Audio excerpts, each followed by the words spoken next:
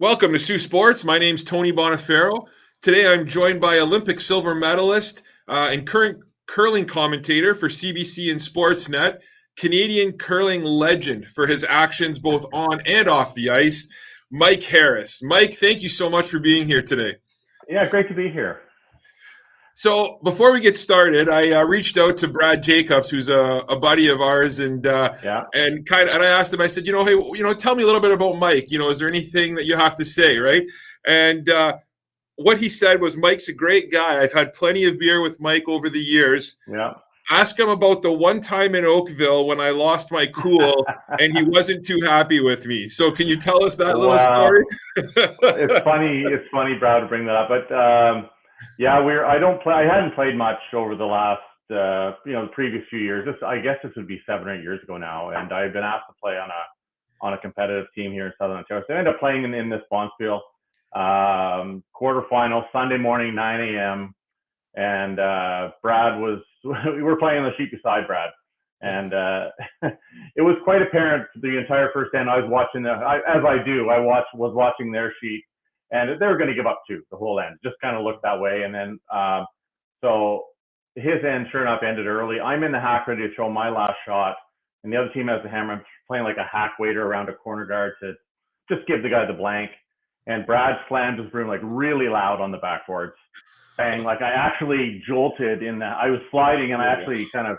Like it was loud enough, let the rock go. I'm like, I'm paper the guard, give up two, and I just came down and just every swear word in the book on a Sunday morning at 9 a.m. Like, what are you guys doing? And you guys freaking anyway, it went on, and it was bad, and so then we ended up losing the game. He found a way to win, of course, after giving up two in the first end. So anyway, that was kind of my first. I hadn't played against Brad a lot, like I kind of after we qualified for the Olympics and I started commentating, I really didn't play a whole lot. So, this was with when he had Ryan Fry playing with his Olympic team and stuff. So anyway, Ryan Fry down the other, sorry about that, and kind of the sheepish apology afterwards. But, anyway, we as Brad said, we kind of made up. I think we played them the next week and we had a beer or something, and it was fine, as it is in curling, But I wasn't overly impressed. Now, listen, I'm no angel. I've had my share of broom slams over the years. Just the timing was particularly bad, and we'd actually had a little conversation the night before in one of another game too. He was playing beside us, and something else had happened, so it was kind of like this little tipping point. But anyway, Brad's a great. We've had lots of fun over the years with those guys, and especially since I've been commentating, they've been really accommodating with me and Sportsnet and nothing but respect for Team Jacobs. Yeah, that doesn't surprise me in their early days, hearing a story like that. So yeah, listen, it wasn't that early. That was not that long ago. So okay. It's just all about timing, right? That's right. That's right. One of those things. So, yeah. So, Mike, obviously you've been curling a long time. Kind of talk us through, how did you get into curling? Like, how did you start in the curling world? Yeah, I think just like most kids. I mean, my parents curled, right, at a little two-sheeter club in Montreal that's long gone now.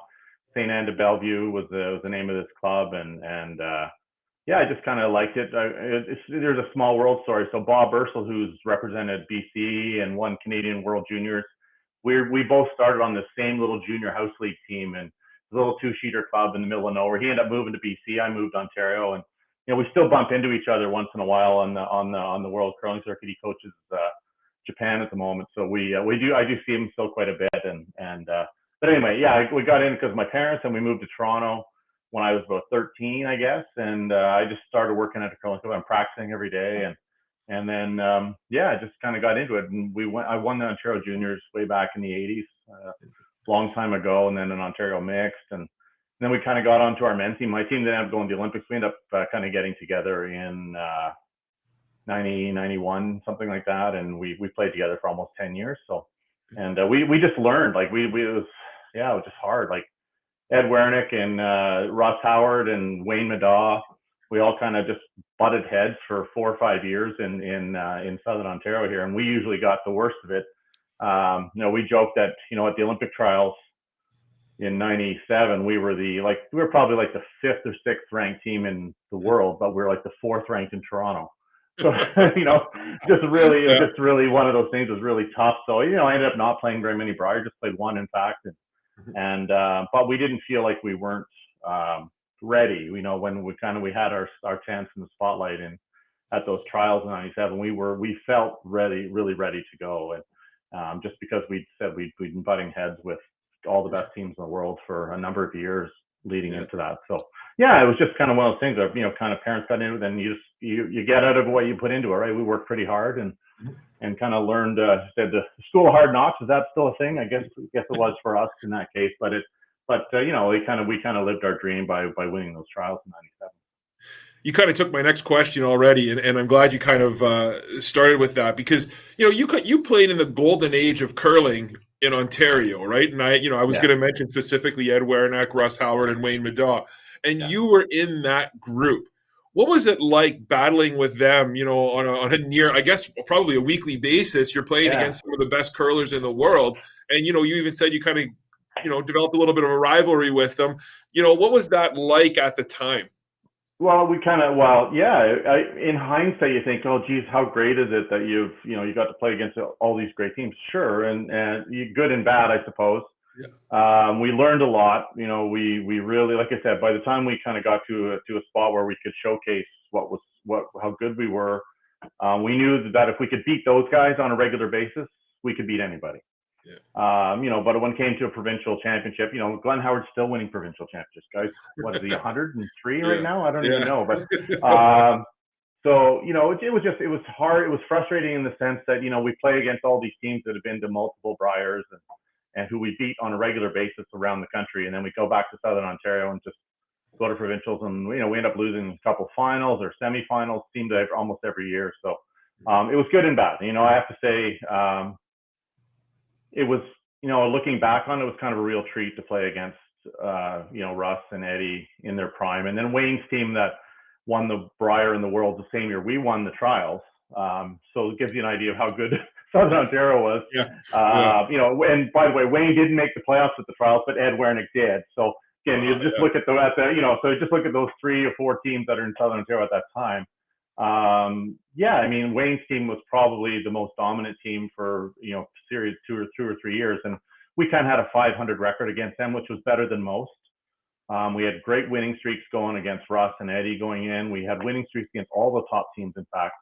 Everyone says we were like the 8th or 9th ranked team going in terms of public recognition, but we had winning records against every team at the trials other than Wayne, who were about 500 against. So people didn't really know that about us. You can't ever say you were. It's one of those things, sometimes the long shots aren't as long as you think. Yeah. When you look at our team, like Richard Hart turned into a pretty good curler. Winning his world championships with Glenn, and then Brad Gushu in 2006. That's another team that looked like kind of under the radar surprise, but he turned into a pretty good curler. You don't sneak through an Olympic trials, and we were really proud of what we accomplished. And then for me, it was interesting. I admire. You look at you talk about Glenn all the time, Glenn and Eddie, and even Kevin Cooey now, and Kevin Martin, Jeff Stout, and all these guys who were able to maintain a very high level of intensity for 20 years, call it 25 years in some cases. Or Glenn, 40. It's 40 years for Glenn at the highest level. That wasn't for me. After we won our trials, we had one more year, maybe a year and a half together with my Olympic team, and then they ended up kind of going off with Richard and my second and third ended up playing with Glenn Howard for a couple of years, or more than a couple, lots of years.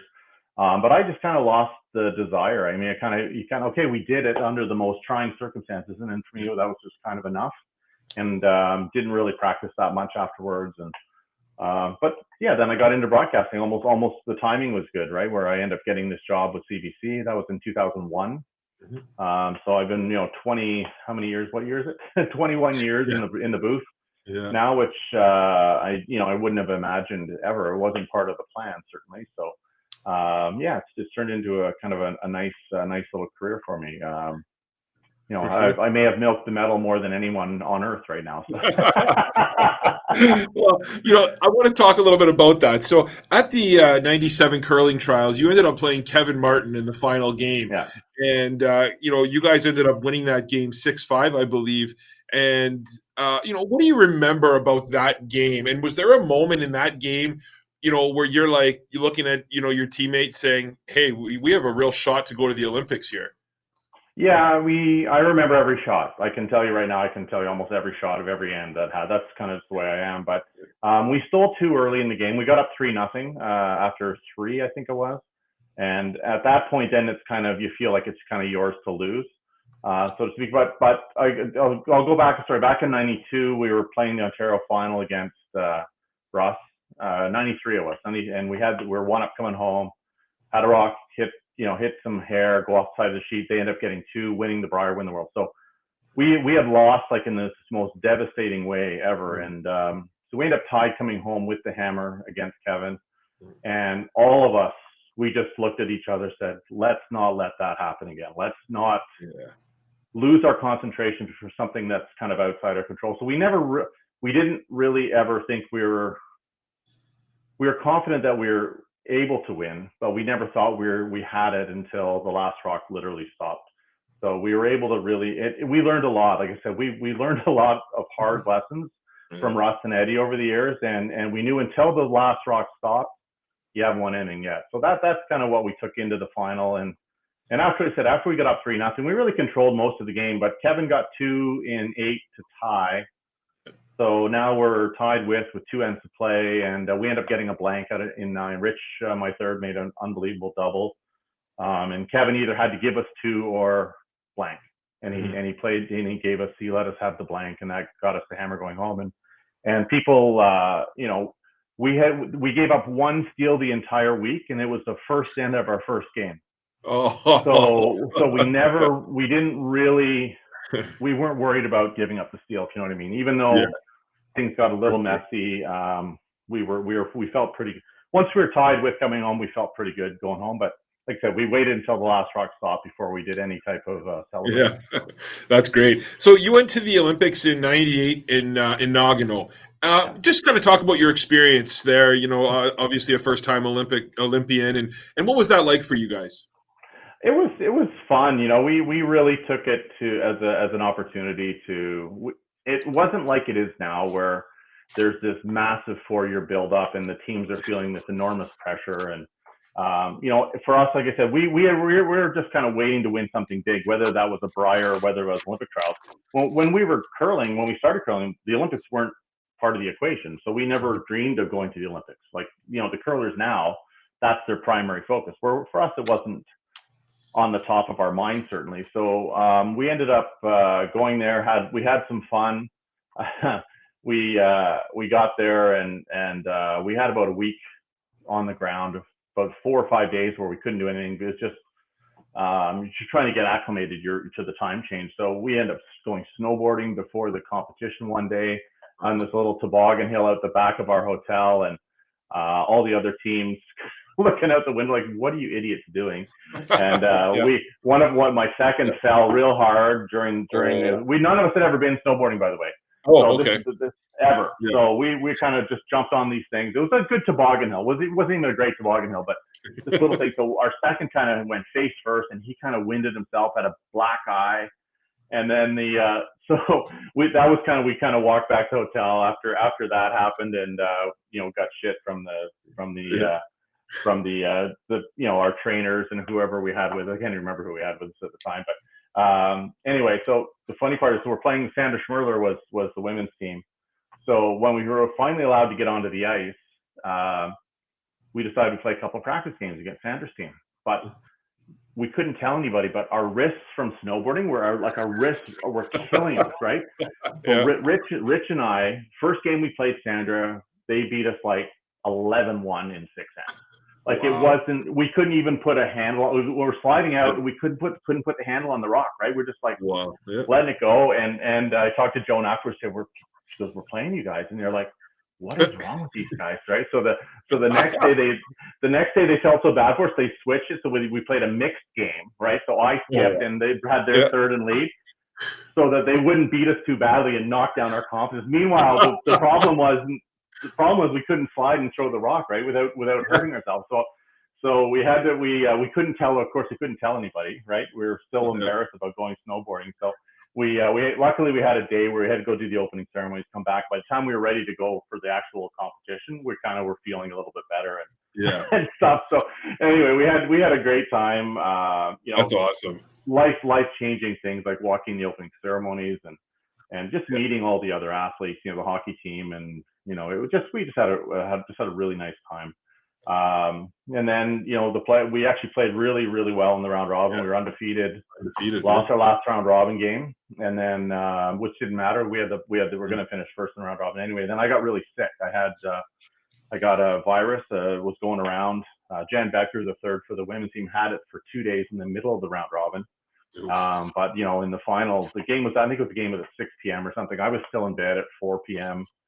and I basically didn't show up for the final. And one of those things, I got curled 25% or something in the final against a team that we used to beat for fun. And it's an awful. Silver is okay. Now. The worst day to win a silver medal is the day you win it, right? And then it kind of gets better afterwards. But back then it was really not. I don't know what the word is. Just the expectations were so high. We've seen it now, even with the teams going nowadays. The expectations were very high.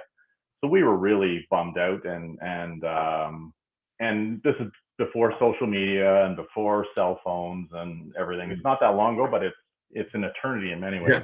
Yeah. So we just kind of came home to silence, right? It wasn't like there was any criticism or anything like that. We just came home and there was nothing, right? It was just kind of really just really quiet. So kind of ended on a downer, the Olympics. But I think all of us, in hindsight, I mean, it was for all of us, it was life-changing experience going there, and we were kind of, and only one team ever gets to be the first, right? So we're happy it was us, and it was like I said, for me, it changed my life. Like I said, I never imagined that I would be a broadcaster for it's been 21 years now, and certainly none of that would have happened had we not won those Olympic trials. So before we get into your career as a broadcaster a little bit, can you talk a little bit about how obviously curling has evolved immensely, right? And it's an ever-changing, it's an ever-growing sport. Can you talk a little bit about the evolution of curling through your eyes? How have you seen it progress? Well, it kind of it went in stages, right? So when we won, teams weren't able to draw very well. So we kind of won by drawing. And then, the teams that were successful, the ones on the men's side, I'm talking, could draw. And then all of a sudden, teams like Kevin Martin with John Morris and Mark Kennedy and Ben Hebert kind of started, they kind of started working out really hard and kind of changing the way the game was played, and, more of a power game, more run backs, that type of thing. And, just the overall level of precision started with them in Vancouver 2010, playing the long run backs and stuff. But that team in 2010 really have a hard time competing these days, just because the level has gone up even higher. So, the idea of if you remember the Olympics, Brad Gushu in the semifinals was playing like a run back, 20-foot run back, trying to make a run back double because he thought that was the only way he could win the game, because stealing was such a rarity against the top teams. We wouldn't even have ever considered playing. Like, we would have been happy to make contact with the rock in the house on him playing a run back, for example.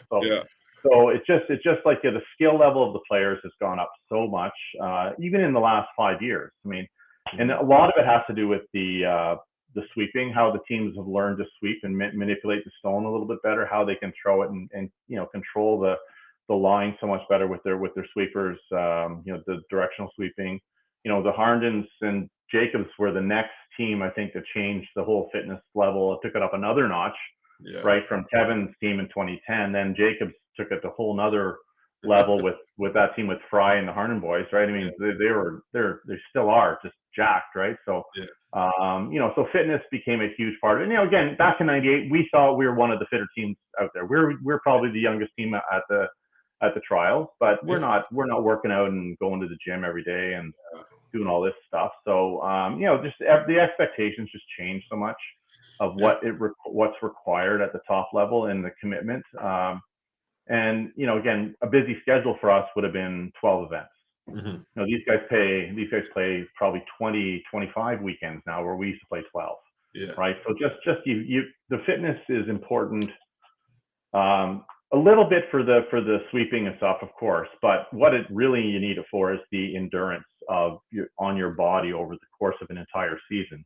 Yeah. How much wear and tear it is, and so if you're out of shape, kind of starting the season, we used to kind of call it playing your way into shape, or whatever you want to call it, but Yeah. you know, so by the time we got to our third or fourth spiel, everyone's kind of ready to go, and your knees aren't hurting too bad anymore, and all that sort of stuff. But now the guys, you just need to be really, really fit on so many levels. And the other thing that's happening now is the injuries. Like, you just see, because there's so much curling, and so much, you know, there's not a lot of downtime for the athletes. There's just a ton of injuries now, especially sweepers, a lot of shoulders, a lot of for the Yeah. teams that play a lot, just that repetitive wear and tear on knees and hips and things like that. So it's really tough to have a long career. I think as it, you know, as it used to be back when we were playing, but the skill level's just gone through the roof, you know, and women's game too. I mean, women's game is incredible. How good these teams are. So obviously, once your career kind of started to wind down, you were able to get into broadcasting. Kind of talk about how you got this gig, you know, with Sportsnet, and CBC, and how you got into broadcasting.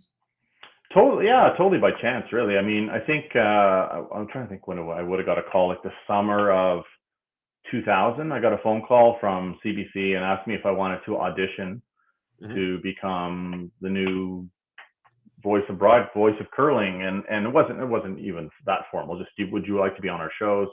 Yeah. So I just kind of went into a studio, called Two or Three Ends with Don Whitman, the late great Don Whitman, who was our first mentor, and ended up getting the job, and along with Joan McCusker from Sandra Schmerler's team. Hmm. So yeah, so we did, our first show was the 2001 Canadian Junior Final, where Brad Gushu beat Mike McEwen.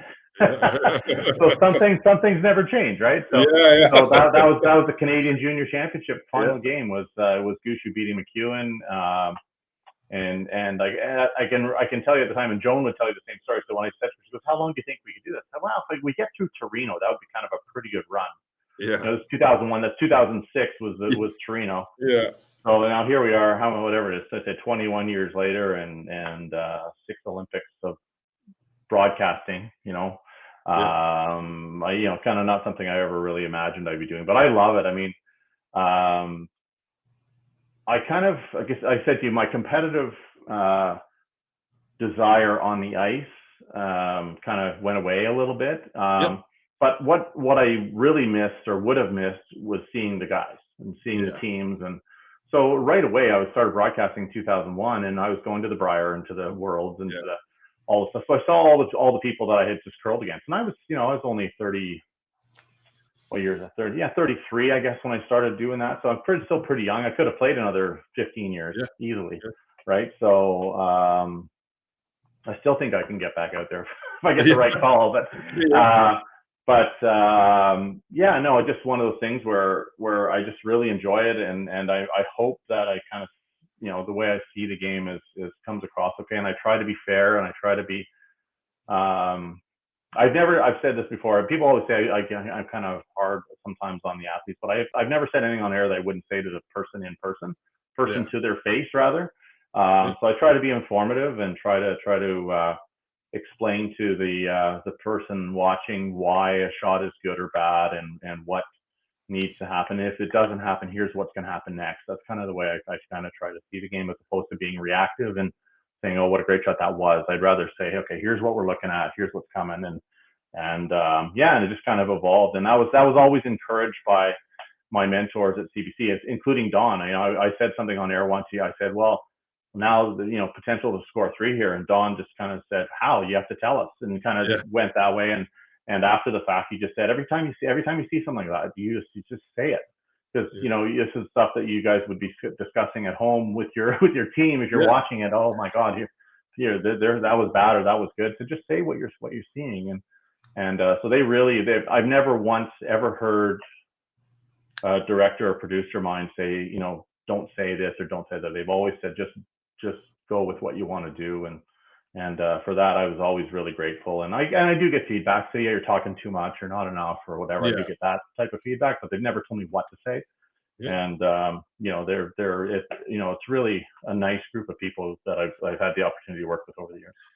So have you ever said anything on air, and you don't have to answer this if you don't want, but have you ever said anything on air where, it came back to the person and someone confronted you over something that you've said? All the time. Yeah, happens all the time. So, like I said, I've never said anything on air that well, Wayne Madaw, I go back to Wayne because he's one of my good friends over the years. So I think the first or second Brier that we did, he was playing in the semis against Furby or Burtnick maybe. And I just said something about the team looked really tight. Like I played against these guys, dozens of times, and they were just, you could see the pressure was just like they were just tight as tight could be. And I said something along the lines of, like if these guys don't loosen up, they're going to be in trouble or something like that. Yeah. And then Wayne saw me at, he's a golf pro as well, like I was, and we kind of ran into each other at a golf tournament about a month and a half later, I guess. What'd you say about our team on that? I said, you guys are wired tight. What do you think I said? Yeah. He goes, oh, okay, that's what I thought. I said, yeah, I said, I've never said anything that, so I've had a couple of people come back to me and say, you're a little bit hard on me this way. And I've always gone, and it's never really the players, it's the parents or the family members or the whomever. I said, I'm just trying to, my job isn't to cheerlead. Yeah. Right. My job is to tell you what's going to happen or why things are happening or why things didn't happen the way they should have, that type of stuff. So, but the long answer to, nothing. I've never had anyone come back anything super serious. And it's, like I said, it's because because I've been on the ice with many of the players. I'm starting to lose touch a little bit with some of the younger guys coming out, but for the most part, I still have played against a lot of the top teams over the last few years. Even my little, journey back into the game a few years ago when we played Jacobs, that helped a little bit just to meet the teams and see what they're all about, to sort of thing. So no, it's been good that way. Yeah, no, I completely agree. And that's the thing about what you do, right? That's what I appreciate is, I know curling, but every time I watch, I feel like you teach something, right? And you explain something. We try, yeah. Yeah, and I think that's really important. And to kind of piggyback on that, you were joined this year by Joanne Courtney at the Olympics. Mm-hmm. Yeah. And you guys seem to have great chemistry right from the get-go. And personally, I really enjoyed the analysis. I know it's a little different because I don't know if you guys were covering it from a hotel room or like how did that? It was a phone booth actually in downtown Toronto. Yeah, it was tiny. We're just tiny little studio. Yeah, so how did that kind of work this year, and how did you find working with her? Oh, well, great working with Joanne. Let's start there. I mean, we a few years ago, the Canadian Mixed Doubles Championship was on, and Jill Officer was kind of doing a bit of stuff with us at the time. But she was playing, and you still hear me? Yeah. Okay, sorry. My computer just talked out. So we'll start that. I'll start that answer again if we. Let me find out where we are here. Yeah. Okay, there we are. Sorry, I'm on this Google Chrome thing. So it's all good. Okay, we'll start in a second here. So, okay, yeah. So Joanne Courtney, just been a few years ago, we brought her on board to do a Canadian Mixed Doubles Championship. Our regular broadcast partner, Jill Officer, was playing in the competition, and Joanne was pregnant at the time. So we were really looking for someone. So we brought her in to do, and we did about 4 mixed doubles games with Bruce Rainey and myself at that event. And as people discovered, she's very really good instructor when it comes to specifically with sweeping. She's very well spoken. Came across really nicely, I thought, in our broadcast a few years ago. So, and to be fair, and Joanne knows this as well, Jill Officer had taken a job with Canadian Olympic Committee she was over in Beijing. So she was out of the mix for us for commentating. So our backup plan was Jennifer Jones, who's done a few games with us with Sportsnet. Yeah. And then she won the trials. Yes, so exactly. So then we're like, okay, now what? And so Bruce and I just went to our bosses at CBC and said, we really liked working with Joanne at these mixed doubles a few years ago. And if you guys are game, we're game. So we think it's a great opportunity. And that's it. That's how that's the deep dive and how she came on board with us. And it was nothing to do with anything beyond kind of good timing. And But yeah, I said it was a lot of fun working with her. Never, we spent that one event working together a few years ago, but I don't know Joanne all that well. But when you're spending 16 hours a day with someone over a course of 3 weeks, she's just a really, really nice person. And like I said, she's obviously top of the heap when it comes to sweeping and understanding, and also a great commentator when it comes to the instructional aspect of what we're trying to do on air, and also fun. And she has a great voice for it too. I thought really just nice to listen to, and I thought she did a great job. So we are really pleased having her working with us, and yeah, who knows what's going to happen moving forward, because I said there's not that many opportunities, especially CBC's kind of out of curling now. They used to come in for the weekends occasionally with the slams, but I'm not even sure where that's at. So so with Sportsnet, of course, Joan's still working with us, and we had Jen doing some stuff with us. So I'm not sure how many opportunities there are going to be, but hopefully get to work with her again. That would be great. Yeah. And kind of talk a little bit about the experience of covering this year and the difference, because you guys weren't able to go, right? So, well, the Olympics is not a glamorous gig. I'll say it's a great gig because you'd rather be there than not be there, but the Olympics is a lot of work. So especially for curling. So typical day in Pyeongchang, just to give you an idea. So we were staying at a media village. So we would have to, we were bused to the venue. So we'd get on like a 7:15 a.m. bus for the 9 o'clock game. So we would get to the venue like 7:45. And the only reason we got on the 7:15 bus is because if we missed that bus or just something happened to it, we'd have to get the next bus at 7:45. Then the starts get tight for time, sort of thing. So anyway, we get to the venue around 8, say. Then we have 8:30 do our opening, and then 9 o'clock the game started. Finish the game at noon. A couple hours in between, go have lunch at the venue. Work from 2 to 5. Go have dinner at the venue. Next game was at 8 p.m. Finish at 11. Do a wrap on the day. 11:30 get on the bus. Wow. Okay, so get back to the hotel at midnight. Yeah. Then next day you're back on the bus at 7:15 again. So that you do that for like 18 days in a row. Yeah. Not that glamorous. No. Right? Not that glamorous. Yeah. So the nice thing about working from studio was that we were closer. So we cut an hour off each end of the day at the start, just with the bus rides. That's good. So that helped a bit. And we had some time between games, especially mixed doubles. We had enough time to get back to the hotel and which was fine. But what I didn't realize, and I kind of I've always done it subconsciously, is when the rock gets thrown, I instinctively have always just kind of looked up over because you're calling it off the screen, right? So I always kind of just always looked up to see where it's going on the ice, and you get a pretty good feel, like it's wide or it's never. So I would kind of say that type of stuff a lot, or here it's starting to curl, but I'm not looking at the screen seeing it curl. I'm actually looking at the ice seeing it start to curl, and that type of stuff. So I really felt handcuffed to a certain extent because we really didn't have. I was almost lost. I didn't even know which direction they were going. And sometimes I know it's the sixth end, but is that the side that's straight or is that the side that curls? I'm just so used to looking at the building from the booth, knowing which way things are going. So from that standpoint, I just felt a little bit handcuffed. But like I said, the flip side of it was I think we covered it pretty well. I think we learned a lot about about being patient, about not when you're not seeing what you want to see on the screen, there's not much you can say. Like I think a lot of times when the rock's traveling down the ice on one of our Sportsnet shows, we can kind of narrate what's going on, but it's more to do with what's going out on I'm watching the actual ice surface as opposed to the screen.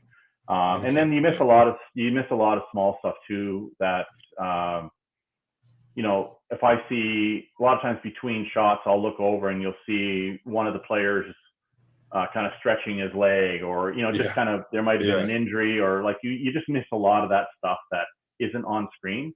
Where I know, like typically with a Sportsnet show, I'll just say something on air where, I saw Dave Nedwin trying to stretch his knee out there and and then the next shot, of course, is Dave Nedwin on screen. Yeah. They find him. The camera guy finds him. And the director puts him on the TV, and we missed a lot of that stuff. But I don't know that the regular viewer of the sport would really even notice, if you know what I mean. Because a lot of times that stuff happens just kind of instinctively with a great crews that we have working with us. So I enjoyed it in the sense that the days were a little bit more manageable. The breaks between games, however, were at 4 a.m. So Yeah.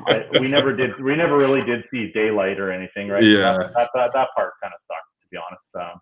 At least in Pyeongchang, when we came out after the noon game or the morning game, it was noon, and you could get out and sit in the sun for an hour and a half and whatever. And even in the evening games, a lot of time there's lots of light out there. So we didn't get a whole lot of fresh air. Certainly no daylight hours anyway. That's for sure. So I think that's a testament.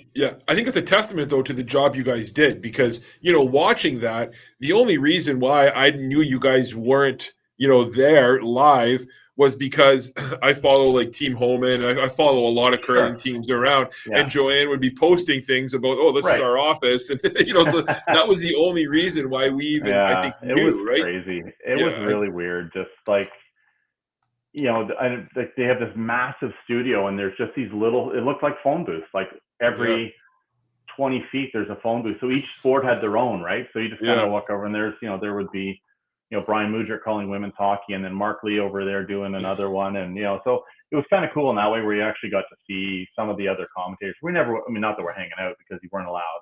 It was one of those things. We were getting tested every other day, and so they're pretty strict about that. But the three of us, Bruce and I and Joanne were able to. We kind of snuck out for a dinner or two here and there. But for the most part, you kind of just stuck to your own little group, and it was different. All right, I'm going to play a little bit of rapid fire with you here before we let you go. So I got about, 12 questions or so here. So you are allowed to say pass, but none of them are too controversial. So okay. All right. Who's the team you loved playing against the most in your career? Or you enjoyed playing against? I'll give you two. Ed Wernick, because they were just a ton of fun, and then we really liked playing against Wayne and his team in '90s, just because it was like the best team to play against. They were just they let you know where you stood on the ice pretty quickly if you're good enough or not, right? So those two teams. Was there a team that you hated playing against for whatever reason?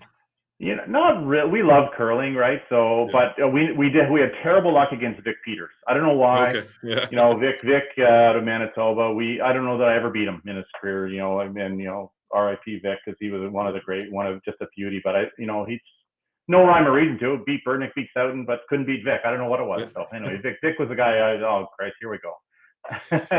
Yeah. If you could pick one male and one female throughout the history of curling to draw the button for the gold medal, who would you choose? We played this game a lot, actually, Kevin and I. Okay. Well, we do it. We do it. The high stakes are higher. So if you had one person to throw a rock to save your life or your kid's life, and you don't know what the shot is, who would you have to throw it? So because if it's a draw out of the button, you might pick Ed Wernick, right? But if it's a double angle raise, you're not picking Ed Wernick. Yeah. So anyway, so Wayne Madaw is the guy on the men's. I don't care what the shot is, especially if it's for money. Yeah. Wayne's gonna make it. Yeah. Women's Jennifer Jones. I think you got to go with Jen, right? She's just made every big shot after big shot for most of her career. So yeah. What was your favorite city to curl in over your career? Two. Ottawa. We just had a lot of success. Our team had a lot of success in Ottawa over the years, like winning events. And then Halifax is always a fun one. They had a great cash field down there. They don't even run it anymore, I don't think, but we love going to Halifax as well. If you had a choice to shoot in turn or out turn, what are you taking every time?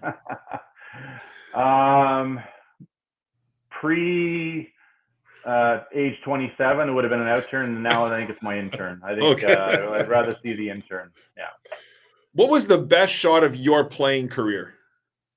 Oh, yeah, good question. I made a lot of nice draws over the years, but I would say, like in the 10th end of our trials final against Kevin Martin, they had one kind of side of the fork with the center guard. I kind of made a run back peel, rolled out of the way, and opened everything up. So I knew on my last I'd have a shot to win. So that was probably the biggest shot I've made in my career. What's your favorite call that you've made? We had a couple, but I could tell you one. We played in the Ottawa cash field. Go back to it, and I forget who we're playing against. It doesn't really matter, but it was one of those situations where if we guard one shot, they're going to play the right one. If they guard the right one, they're going to play the left one. We had no idea which one was easier. Yeah. They're both for the same thing. So we actually threw the rock away, and let them decide which to throw, which is hilarious, right? Because it Yeah. didn't matter what if we put there was one of those things. So it worked out perfectly. We threw it away. The guy called the one shot, and then got in the hack and changed his mind and played the other one, and then missed it. So it was like, so that was one of the more fun calls we've had over the years. But That's awesome. Yeah, I mean, yeah, it was cool. What's your most embarrassing moment on a curling rink? Oh, I have a really good one, and it goes back to why, and people. I'll tell the story first. Okay. 1986 Canadian Juniors. This isn't a good embarrassing. This is really bad. So we're playing Alberta in Red Deer, extra end. We had to draw the 4-foot, and my front end didn't sweep it as much as they could have or should have. And basically I yelled, like, why didn't you sweep the thing? Loud in the crowd was, oh my God. And it was really bad. Like, it was really awful, actually. And it was, next day it was in the papers. Toronto Skip loses cool. And I was really embarrassed. I vowed to myself that day that I wouldn't let that happen again. So I tried to be pretty good about not just accepting what happens on the ice and moving forward. So, but it was a bad thing. I learned that was one of those school of hard knocks things where I just did something really, really dumb, and it hurt my team, and it was bad. But I hopefully I learned from it. What's the proudest curling moment you had? I mean, obviously you could say the Olympic silver medal, so we'll say outside of that, but what's your proudest curling moment, either as a player or a commentator? Well, I mean, we've called a lot of big games. That Jennifer Jones in-off in 2005, she made to win off the sideboards. I think before she threw it, I said this will be the greatest curling shot to win a Canadian championship if it's made. Yeah. So that type of call, that was kind of exciting. Like proudest moment. We just did a lot of things with that team. Winning Ontario finally in 2004, that was a great moment. I mean, we ended up playing Richard Hart in the final and Glenn Howard and my old teammates. So one of us was finally going to the Brier, right? That was kind of that was a big deal for our team. And then of course, then Rich and Glenn went to the next 10 or something. So they got their fill afterwards, which was great. Yeah. So I would say that. And then I've had a nice chance to play mixed doubles with my daughter recently. So that's kind of cool. So there's lots of great moments. What do you enjoy more, broadcasting or playing? I enjoy the broadcast more. I can immediately relate to this. So I think I mentioned I got asked to play on this team a few years ago. The one with where we played against Jacobs, and we made it to the provincial final, provincial finals. No, different team. Doesn't matter. Anyway, made it to provincials. This is the year of all the crazy brooms, right? So the first game of the provincial, I hadn't played in a provincial in 10 years or something crazy. We're out there. And there's a broadcast booth right down. Ian Tetley was filling in for me because I was curling, and I just in the second end, I'm literally thinking to myself, do I really want to be out here? Do I really want to be on the ice right now? And so I had this kind of okay, just suck it up for a week and you can quit again, right? That was kind of so anyway. So I love the broadcasting. I mean, I wouldn't have predicted that a few years ago, but I really enjoy it, and I'll do it as long as they let me.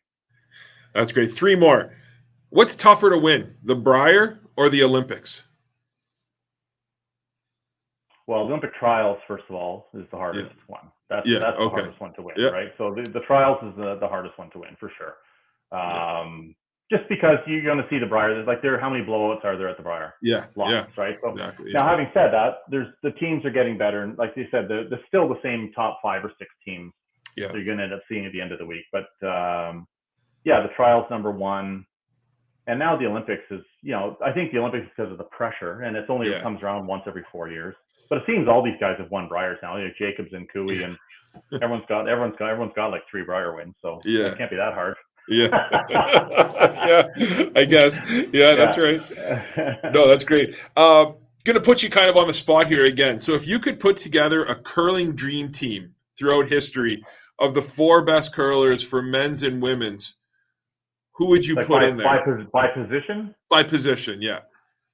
Okay. Skip. I think if you went Kevin Cooey, Mark Kennedy at third, Wayne Madot second. This is getting bad. I shouldn't. Mark could play second. Wayne could play third. Those two are interchangeable. Yeah. And then lead. Let's go Neil Harrison for old time's sake. How's that? Yeah. What a great reference. And on the women's side, Jennifer Jones for sure.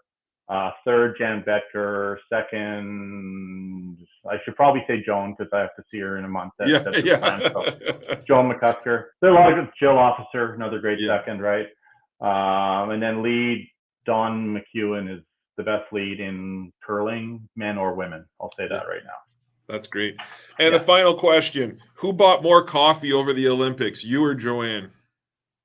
I bought the coffees, and then she bought. Before the morning game, the 9 a.m. I bought the coffees before the first draw, which is 8 p.m. Yeah. And then before the 7 a.m. game, she'd reciprocate. I would get like a strawberry frappuccino. Oh, okay. So, so even though I bought the coffee, it kind of worked out even at the end. That's awesome. Mike, I really appreciate you doing this, man. You know, you're a Canadian legend. You know, when people think about curling, I think that means I'm old, Tony. That means I'm old. But you know, when people think of curling, right, or when they hear your voice, it automatically they associate it with curling, and I think that's a really cool thing and something that you should be proud of. And you do. You really teach the game to the people, right? And I love that. That's why I love listening to you. I appreciate it. Thanks, Tony. I like hearing that. So that's good. Yeah, thanks for that. Yeah. So thank you so much, and best of luck going forward. And hopefully we can do this again someday. Cheers. Thanks, Tony. Thanks, Mike. Take care. Yeah. All right. Good job.